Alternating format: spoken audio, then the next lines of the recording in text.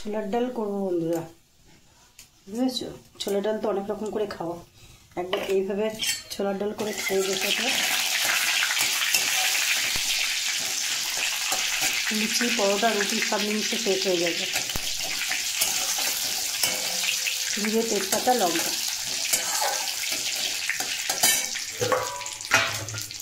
ছোলার ডালটাকে ভিজিয়ে রেখেছি 2 ঘন্টা আগে। পেঁয়াজ দিয়ে দিলাম,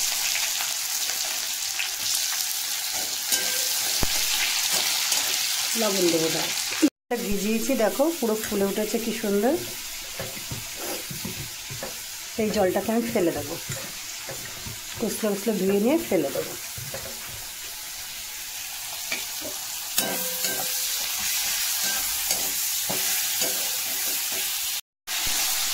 আদা, রসুন, লঙ্কা, টমেটো পেস্ট করে আমি পেঁয়াজটা মধ্যে দিয়ে নেব।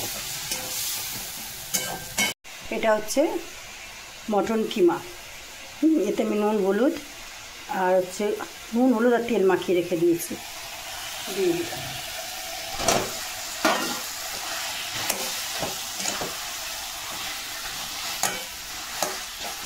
এটাকে সুন্দর করে করে দিই। এবারে দেখো বেশ কিছুটা আলু ঘুগনির মতন কেটে নিয়েছি, এটা আমি এর মধ্যে দিয়ে কষবো।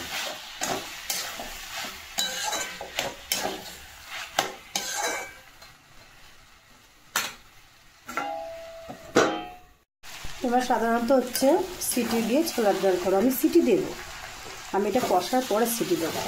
তোমরা মুরগির মাংস দিয়েও করে খেয়ে দেখবে, ছোলার ডালটা খুব ভালো লাগে।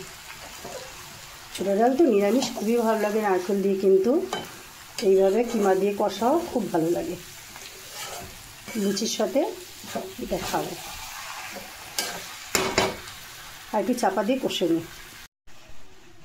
দেখো এটা আমার কষা হয়ে গেছে, আমি এটা আবার প্রেশারের মধ্যে দিয়ে একটা সিটি দেবো। একটার বেশি সিটি দেওয়ার কোনো দরকার নেই। একটা সিটি দিয়ে তোমাদেরকে দেখাবো।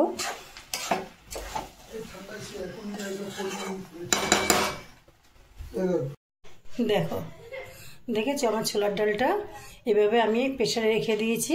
আমি যখন খাবো লুচি ভেজে গরম গরম, তখনই আমি সিটি দিয়ে একটা সিটি দেবো। দেওয়ার পর আমার ছোলার ডালটা হয়ে যাবে, ব্যাস আর কিছু করতে লাগবে না। আমি গরম মশলা সব কিছু দিয়ে নিয়েছি এর মধ্যে, ব্যাস। দেখো বন্ধুরা, দেখো বন্ধুরা আমার ছোলার ডালটা হয়ে গেছে, আমি কিন্তু একটাও সিটি দিইনি। আর এদিকে গরম গরম লুচি বর ভাজছে, এই দেখো ফেলেও দিয়েছে বর।